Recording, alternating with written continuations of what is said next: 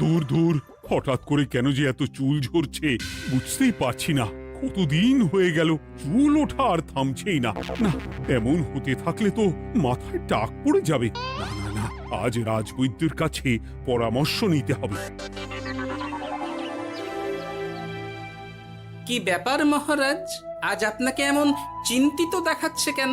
জীবনে বড় দুঃখ গোপাল, মন মেজাজ একদম ভালো নেই। সে কি, কি হয়েছে মহারাজ? গোপাল থাকতে দুঃখ কিসের? আর বলো না, মাথার চুলগুলো আজকাল ঝড়ে পড়া পাতার মতো পটপট করে ঝরে যাচ্ছে। আমি তো জানি কেন এমন হচ্ছে, কিন্তু এখনই মুখ খুললে চলবে না। আর একটু বেশি বিপদ বাড়লে তখন মাঠে নামবো। তাই বলুন। এ তো খুব ছোট ব্যাপার, চুল ঝরলে টাক পড়বে, আর সেটা পড়া কত ভালো জানেন? কথায় আছে, যত বড় টাক তত বেশি টাকা। তুমি চুপ করো তো বাপু। যদি টাক থাকলেই টাকা হতো, তাহলে তোমার টাকা কোথায়? যেটা বোঝো না সেটা নিয়ে কথা বলো না। তাই না তাই, মহারাজের ঝরছে চুল, চিন্তার ভাঁজ মাথায়। গোপাল যতই চেষ্টা করুক, চিড়ে ভিজবে না কথায়। তোমরা সকলে থামো তো দেখি। ও রাজবৈদ্য, তুমি এর কিছু উপায় বলো। আগে মহারাজ, অনেক সময় দেহে ওই লৌহের পরিমাণ কমে গেলে এমন চুল ঝরে। আপনি বরং পালং শাক, ওই কিশমিশ, কলা ও আরো কিছু ফল আমি বলে দিচ্ছি, সেগুলো বেশি করে খান। আচ্ছা আচ্ছা আচ্ছা, তবে তাই করে দেখি।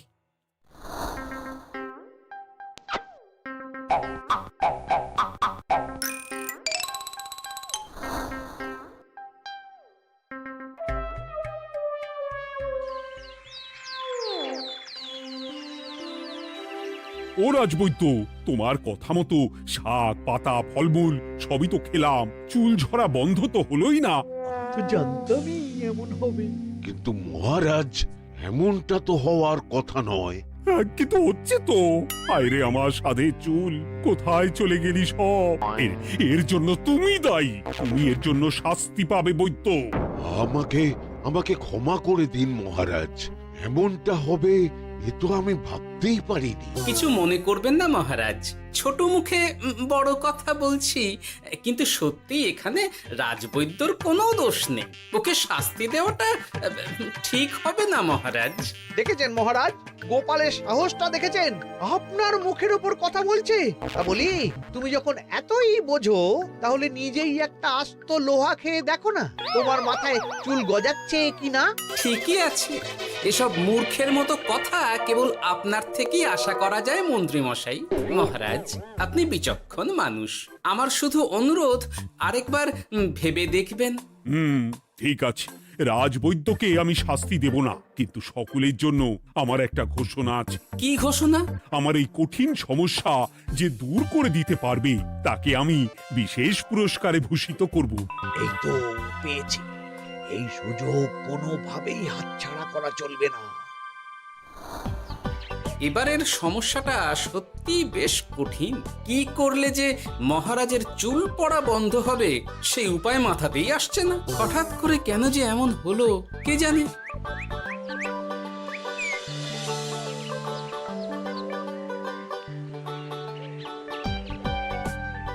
ও মা, তুমি এসে গেছো? একটু বসো, আমি তেলটা মেখেই হাত ধুয়ে খাবারটা বাড়ছি। হ্যাঁ, সে ঠিক আছে, কিন্তু তুমি কিসের তেল মাখছো এটা? কি আবার মাথার চুলের তেল? এখানেও চুল, ওদিকে মহারাজেরও চুল ঝরে পড়া নিয়ে আমরা সবাই হিমশিম খাচ্ছি গিন্নি। আরে, মহারাজের অত সুন্দর কালো চুলগুলো ঝরে যাচ্ছে, এ তো ভারী দুঃখের কথা। সে আর বলতে, ওই জন্যেই তো আমি বাবা মাথায় এই জড়িবুটি তেল মাখি। এতে চুলের গোড়া শক্ত করে, চুলকে ভালো রাখে, নতুন চুল গজায় সব। হ্যাঁ। কি কি বললে? নতুন চুলও গজায়? সত্যি? হ্যাঁ, বাহ, তাহলে আর চিন্তা কি? আমাকে এই তেলটা একটু দিতে পারবে গিন্নি? মহারাজকে দিয়ে আসি। উনি বলেছেন যে ওনার সমস্যা দূর করতে পারবে তাকে উনি পুরস্কার দেবেন। ওমা, এই তাই নাকি? এই তো দারুণ ব্যাপার গো। নাও নাও নাও, তেলখানা নিয়ে মহারাজকে কাল দিয়ে এসো তাহলে। আর জানিয়ে দিও, দিনে 2 বার কিন্তু তেল মাখতেই হবে। হ্যাঁ, আচ্ছা, ঠিক আছে।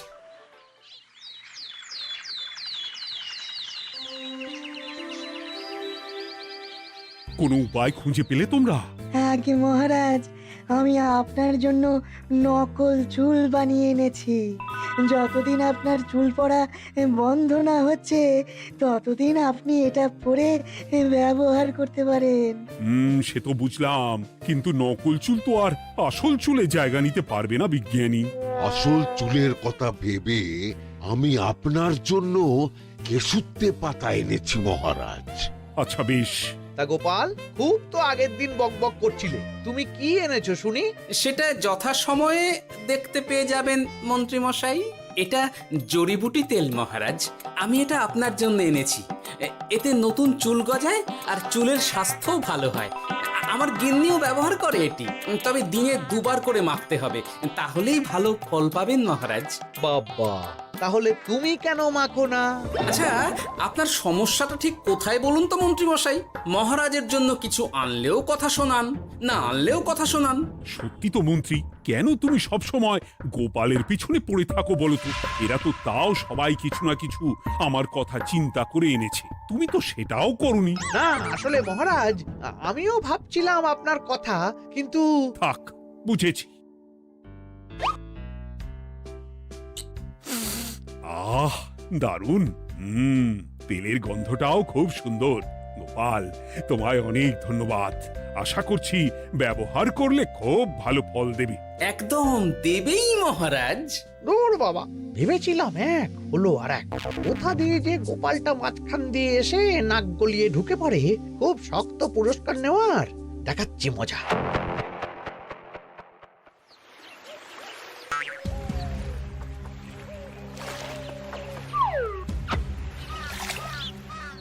এবারে গোপালের তেল দিয়েই সব কিছু তোলপাড় করব।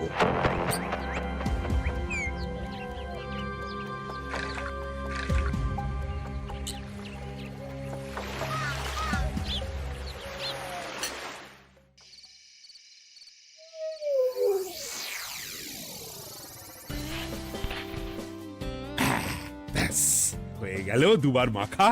গোপাল বলেছিল এতেই ভালো ফল পাব, কিন্তু এখন মাখার পর মাথাটা কেমন জ্বালা জ্বালা করছে মনে হচ্ছে। হয়তো নতুন চুল গজাবে বলে এমন হচ্ছে। কাল সকালে বোঝা যাবে। এতক্ষণে বোধহয় ছোট ছোট চুল গজিয়েই গেছে। কি এটা চুল গজানোর তেল ছিল নাকি পড়ে যাওয়ার? হে ভগবান, যেটুকু বাকি ছিল সেটাও ঝরে পড়ে টাক পড়েই গেল।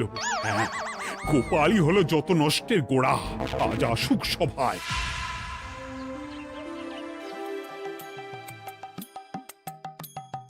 এই যে এখন এলেন উনি। ও কি মহারাজ, আপনি এমন কাপড় মাথায় জড়িয়ে বসে আছেন কেন? তুমি আর এমন প্রশ্ন জিজ্ঞাসা করো না গোপাল, তোমার দয়াতেই মহারাজের এমন অবস্থা।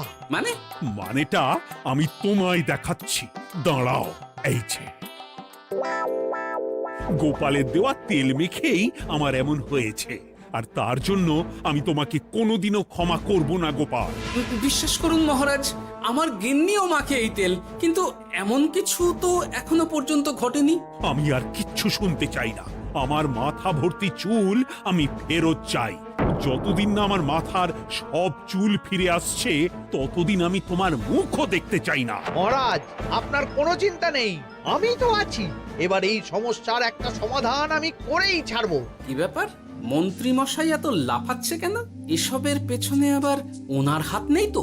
না, ব্যাপারটা পরে দেখতে হচ্ছে।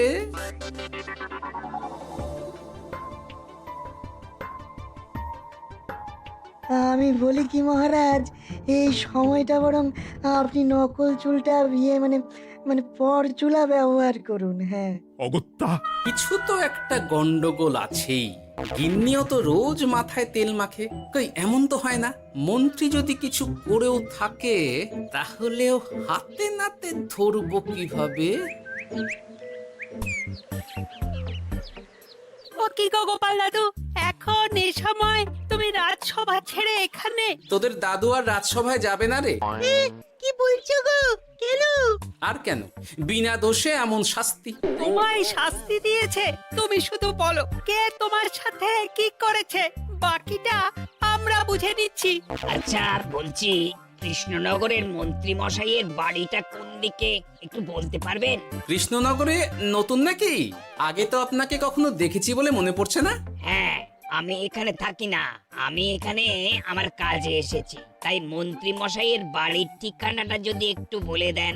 নিশ্চয়ই, এ পথ দিয়ে সোজা চলে যান, তারপর কিছুটা ডান দিকে গেলেই পেয়ে যাবেন। আচ্ছা, অনেক ধন্যবাদ। ভিন গাঁয়ের লোক মন্ত্রী মশাইয়ের বাড়িতে? ব্যাপারটা বেশ সন্দেহজনক লাগছে। এই এই গুলটে ন্যাপলা, তোরা তোরা দুজন একটু আড়াল থেকে দেখতো লোকটা মন্ত্রী মশাইয়ের বাড়িতে ঠিক কি জন্য এসেছে, তারপর আমায় খবর দিস। ঠিক আছে গোপাল দাদু। তোমার আবার এখানে আসার কি দরকার ছিল? আমি তো বলেছি যে আমি ঠিক গিয়ে তোমার পাওনা গন্ডা মিটিয়ে দেবো। মিটিয়ে দেবে? কতদিন হয়ে গেছে জানেন? দেখো, হয় আমার কীটনাশক আর সার সব ফিরিয়ে দিন, নয়তো আমার জিনিসের দাম মিটিয়ে দিন। কীটনাশক, সার আর কি করে ফেরত দেবো বলো? ও তো সব পুকুরের জলে মিশে গেছে। ওসব আমি জানি না, আমার পাওনা গন্ডা মিটিয়ে দিন, ব্যাস। চল চল, এখনই তাহলে গোপাল দাদুকে গিয়ে সব জানাই। হ্যাঁ, চল চল। দাদু, ও গোপাল দাদু। তোরা এসে গেছিস? আয় আয় আয় আয় আয়। মন্ত্রী মশাইয়ের মুখ থেকে অনেক খবর পেলাম। তাই নাকি? কি শুনি? মন্ত্রী মশাই ওই লোকটার কাছ থেকে অনেক কীটনাশক সার নিয়েছে, কিন্তু এখনো জিনিসের দাম মেটায়নি। হ্যাঁ, ওই জন্যই তো মন্ত্রী মশাইয়ের উপর লোকটা খুব রেগেছিল, হুমকিও দিয়েছে 1 সপ্তাহের মধ্যে জিনিসের দাম সব মিটিয়ে দিতে হবে। তাই নাকি? কিন্তু কীটনাশক সার নিয়ে মন্ত্রী মশাই কি করবে? সেটা তো বলতে পারবো না দাদু। তবে হ্যাঁ, মন্ত্রী মশাই ওই লোকটাকে বলছিল যে ওই সব কীটনাশক সার পুকুরের জলে মিশে গেছে। কি বললি? পুকুরের জলে? আচ্ছা, এবার দুয়ে দুয়ে 4 করা গেল। অনেক ধন্যবাদ রে তোদের। বল বল, তোরা কি খাবি? কিচ্ছু লাগবে না গোপাল দাদু, তবে ভোলা বয় আর মিষ্টি খাওয়ালে। আচ্ছা আচ্ছা। কি করে যে মহারাজকে আসল ব্যাপারটা বোঝাই, কিছু তো একটা উপায় বের করতেই হবে। তা বলি বাবা, রাজসভায় যেতে হবে না বলে কি সারাদিন এইভাবেই শয়নে শয়নে দিন কাটাবেন বাবা? হ্যাঁ, উপায় পেয়ে গেছি। বুঝলে গিন্নি, আমাকে একটা জায়গায় যেতে হবে, বুঝলে? তারপর ওখানে যদি কাজ হয় তাহলে আগামীকাল রাজসভায় আমি যাব। কিন্তু তুমি যে বলেছিলে তোমার এখন ছুটি। হ্যাঁ, কি আর করি বলো, গুরুত্বপূর্ণ একটা কাজ, তাই যেতেই হবে। আচ্ছা যাও। ওই গো বিজ্ঞানী, আরে গোপাল যে, বলো। এই এই যে বিজ্ঞানী, একটা বিশেষ দরকারে তোমার কাছে এলাম, বুঝলে? হ্যাঁ, বলোই না। আচ্ছা, এই দূষিত জলকে কিভাবে আবার পরিশুদ্ধ করে বলতে পারবে? কেন পারবো না? জলের মধ্যে একটু চুন আর ফটকিরি দিয়ে দিলেই জল আবার দূষণমুক্ত হয়ে যাবে। তবে ওগুলো দেওয়ার পর কিছুদিন সেই জলকে ব্যবহার করা বন্ধ রাখতে হয়। হ্যাঁ। আচ্ছা আচ্ছা, অনেক ধন্যবাদ, আসি তাহলে। হ্যাঁ,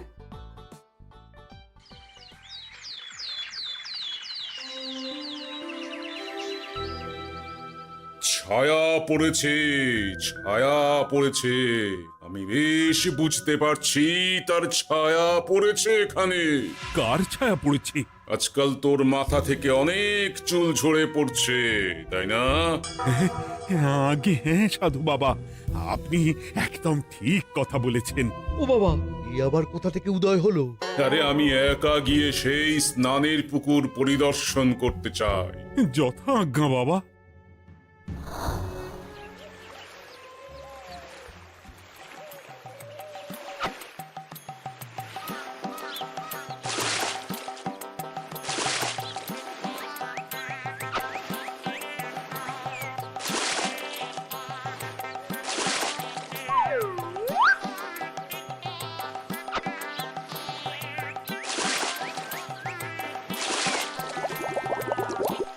যাক বাবা, মোটামুটি সপ্তাহখানেক এভাবে থাকলেই পুকুরের জল আবার আগের মতো পরিষ্কার হয়ে যাবে।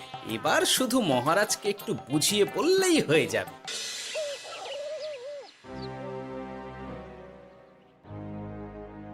কি বুঝলেন সাধু বাবা?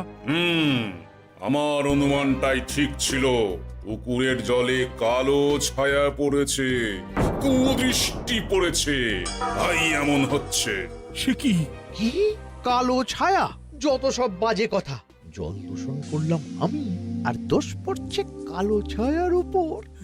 তাহলে এখন কি হবে? চিন্তার কোনো কারণ নেই। আমি মন্ত্রপুত ভস্য ছড়িয়ে দিয়েছি। 1 সপ্তাহ ওই পুকুরের জল স্পর্শ তো দূর, পুকুরের কাছেও যাওয়া নিষেধ। তাহলে আমার মোহরের কি হবে? যথা আজ্ঞা সাধু বাবা। ও কি, তাহলে মহারাজ এতদিন স্নান করবেন কোথায়? সে কথা কাউকে চিন্তা করতে হবে না। মহারাজের ওপরে কালো ছায়া পড়া জল পড়েছে, তাই আগে সেটা শোধন করতে হবে। আমাকে তাহলে কি করতে হবে সাধু বাবা? আমার শিষ্য গোপাল আমাকে আগেই এই বিষয় জানিয়েছিল। আমি তার হাত দিয়েই তোর স্নানের জল পাঠিয়ে দেব। তাই আগামী 1 সপ্তাহ সেই জল দিয়েই তোকে স্নান করতে হবে। কি গোপাল? দেখছো তো মন্ত্রী, গোপাল আমাকে কত ভালোবাসে। আমি ওকে কত কথা শোনালাম, কিন্তু না না না না, কাল থেকেই আমি আবার গোপালকে রাজসভায় ডেকে আনবো। আমি আসছি, আমার কাজ হয়ে গেছে। আর হ্যাঁ, তোর স্নানের পুকুরের চারিদিকে প্রহরীর বন্দোবস্ত কর।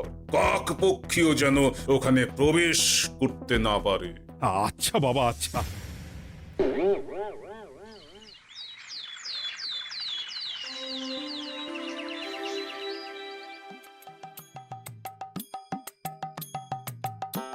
গোপাল, তোমাকে আবার এখানে দেখতে পেয়ে আমার খুব ভালো লাগছে। তোমার গুরুদেব গতকাল এসেছিলেন, কিছু মনে করো না।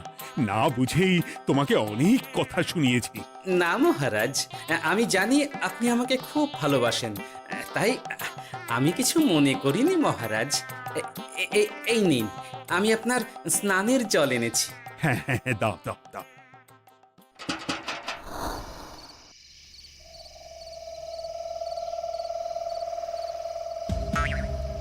ও বাবা, পুকুরের কাছে যে গিয়ে দেখবো সে উপায় নেই। চারপাশে প্রহরীতে ভর্তি। তাহলে কি সত্যি সত্যি কালো ছায়া পড়েছে? ভালোই হলো, পাওনাদারকে বলে দেবো কীটনাশকটা জালি ছিল। হি হি।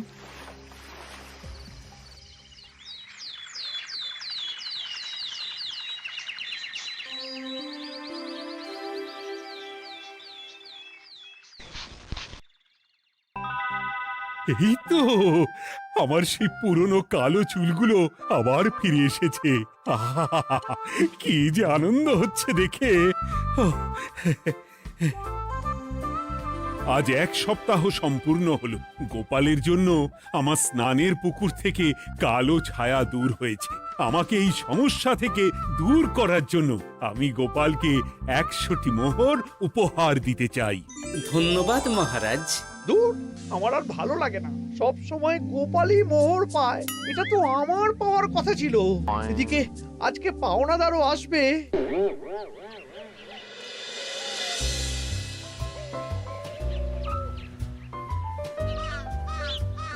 গোপাল দাদু, ওই লোকটা এসে গেছে।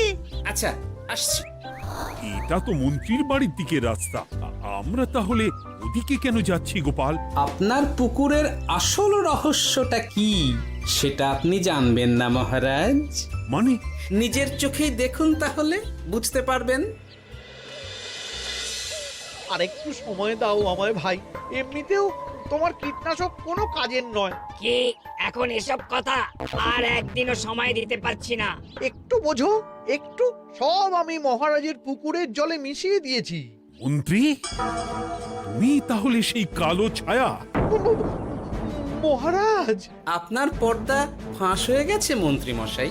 তুমি তাহলে সবটা জানতে? একদম প্রথম থেকে। রে, খুব জোর ফেঁসেছি। এদিকে পাওনা আর ওদিকে মহারাজ, এখান থেকে কেটে পড়তে হবে। গন্ডগোল করে আবার পালানো হচ্ছে তবে রে। বলো, কেন করেছিলে? মহারাজ, আমি ভেবেছিলাম আপনার সব চুল উঠে গেলে আমি আপনার কাছ থেকে চুল গজানোর ওষুধ দেওয়ার নামে অনেক টাকা লুটবো। কিন্তু সেই ভাবনা ভাবনাই থেকে গেল, সেগুড়ে যে বালি হয়ে গেল। ভাবা যায় চুলের জন্য চুলো চুলি, হ্যাঁ? হাসির রাজা, জ্ঞানের রাজা, রসিক রাজা, গোপাল ভাঁড়।